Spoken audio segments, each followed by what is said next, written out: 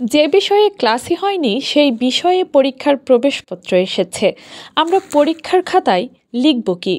এই প্রশ্ন তুলে আশুলিয়া স্কুল অ্যান্ড কলেজের 286 জন শিক্ষার্থী বিক্ষোভে ফেটে পড়েছে। এইচএসসি পরীক্ষার মাত্র একদিন আগে এমন বিভ্রাটে তাদের ভবিষ্যৎ অনিশ্চয়তায় পড়ে গেছে।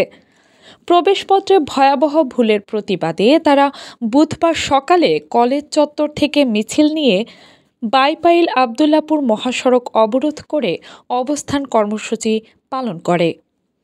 শিক্ষার্থীরা জানায়, তারা কলেজে যে বিষয়গুলোতে নিয়মিত ক্লাস করেছে সেই বিষয়গুলোর কোনো অনুমোদনই নেয়নি কর্তৃপক্ষ, বরং প্রবেশপত্রে উঠে এসেছে পরিসংখ্যান, সমাজকর্ম ও ভূগোল, যা তাদের একেবারেই পড়ানো হয়নি।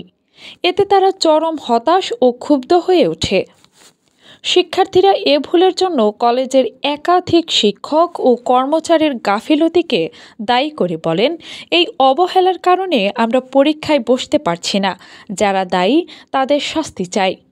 সে কথা দেখছেন যে অ্যাপ্লিকেশন টাকা নেওয়া হয়, এই গভর্নমেন্টে বলা হয়েছে যে অ্যাপ্লিকেশন টাকা নেবে, আমরা তো আমরা ফর্মের টাকা দিছি, আমরা যদি আমরা ফর্মের টাকা দিয়ে থাকি তাহলে কেন আমাদের টাকা নেওয়া হবে? এবার এক শিক্ষক বলে 287 জন পরীক্ষা না দিলে কি যায় আসে? এটা কোনো কথা, কোনো শিক্ষকের কথা? আমাদের হালিমা ম্যাডাম, বাংলা হালিমা ম্যাডাম বলছে এই কথা, এটা কোনো কথা? আমাদের কি পরীক্ষার কি কোনো মূল্য নেই? তো এটা হচ্ছে বিষয়টা হচ্ছে যে এটা তো মনে করেন একদিনের সমস্যা না, এই স্কুল কলেজ নিয়ে আমাদের কলেজের বিষয় নিয়ে বহুত সমস্যা, বহুত। এটা যে ভারপ্রাপ্ত প্রিন্সিপাল, ওনাকে কলেজ থেকে স্টুডেন্টরা সিস্টেম করে ই করে প্রক্রিয়ার মাধ্যমে তাকে কলেজ থেকে বসে, মানে একটা ভারপ্রাপ্ত প্রিন্সিপাল কিভাবে থাকতে পারে 5, 6, 7 বছর? এটা কলেজে ভারপ্রাপ্ত স্টুডেন্ট কোনদিন 5-7 বছর থাকতে পারে? 5 বছর, সমস্যা 1 থেকে 2 বছর থাকতে পারে ভারপ্রাপ্ত আপনার অধ্যক্ষ। সে কিভাবে 7 থেকে 8 বছর একটা ভারপ্রাপ্ত অধ্যক্ষ থাকে? আমরা বুঝান। আমাদের কলেজে এখন একটা মানে একটা অধ্যক্ষ, পার্মানেন্ট অধ্যক্ষ নাই আমাদের কলেজে, এটা ভারপ্রাপ্ত অধ্যক্ষ দিয়ে আমাদের কলেজ চলতেছে। এটা কোন বাংলাদেশে কোন কলেজ হইতেছে যে ভারপ্রাপ্ত একটা অধ্যক্ষ দিয়া আপনার হচ্ছে যে 7 থেকে 8 বছর চালাইবো? একটা অধ্যক্ষ আনতে পারে না? বাংলাদেশের শিক্ষিত মানুষ নাই যে একটা অধ্যক্ষ আমাদের কলেজে দায়িত্ব নিব? মাইরা ভাই। সকাল 11টার দিকে কলেজ প্রাঙ্গণে মানববন্ধন শুরু করে শিক্ষার্থীরা। পরে বিক্ষোভ মিছিল বের হয়ে সিএনবি হয়ে বাইপাইল আবদুল্লাপুর সড়কে গিয়ে অবস্থান নেয়। সেখানে তারা প্রবেশপত্র সংশোধন ও পরীক্ষা নিশ্চিত করার দাবিতে স্লোগান দিতে থাকে। দীর্ঘ সময় সড়ক অবরোধ থাকায় আশেপাশের এলাকায় সৃষ্টি হয় যানজট। সাধারণ যাত্রীরা বৃষ্টির মধ্যে পায়ে হেঁটে গন্তব্যে যেতে বাধ্য হন।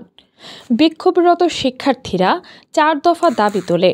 দাবিগুলো হলো, প্রবেশপত্র সংশোধন করে পরীক্ষায় অংশগ্রহণের লিখিত নিশ্চয়তা দিতে হবে, আগামীকাল থেকে প্রতিষ্ঠান সাময়িকভাবে বন্ধ ঘোষণা করতে হবে, যেসব শিক্ষক কর্মচারী এই অবহেলার জন্য দায়ী তাদের চাকরিচ্যুত ও দৃষ্টান্তমূলক শাস্তির আওতায় আনতে হবে এবং শিক্ষার্থীদের গণস্বাক্ষরের মাধ্যমে গেট ব্লকড কর্মসূচি চালু করতে হবে। সাধারণ পথচারী ও যাত্রীদের অভিযোগ, শিক্ষার্থীদের এই বিক্ষোভে ভোগান্তিতে পড়েছে বহু মানুষ। একজন যাত্রী বলেন, বৃষ্টির মধ্যে আমাদের হাঁটতে হচ্ছে, গাড়ি চলছে না। তবে আমরা চাই শিক্ষার্থীদের এই সমস্যার দ্রুত সমাধান হোক। অনেকে শিক্ষার্থীদের দাবিকে যৌক্তিক উল্লেখ করলেও দ্রুত প্রশাসনিক হস্তক্ষেপ না থাকলে সমস্যার বিস্তার ঘটবে বলেও মত দেন তারা। এই প্রতিবেদন লেখা পর্যন্ত প্রতিষ্ঠান কর্তৃপক্ষ কিংবা সংশ্লিষ্ট শিক্ষা বোর্ডের কোনো বক্তব্য পাওয়া যায়নি। তবে শিক্ষার্থীরা জানিয়েছে, দাবি আদায় না হওয়া পর্যন্ত তারা আন্দোলন চালিয়ে যাবে এবং প্রয়োজনে পরীক্ষা বর্জনসহ কঠোর কর্মসূচি ঘোষণা দেবে। কাজী উপমা মিম, দৈনিক খোলা চোখ। আপনার স্বপ্নের যাত্রা হোক ফ্লাই ইনফিনিটির সাথে।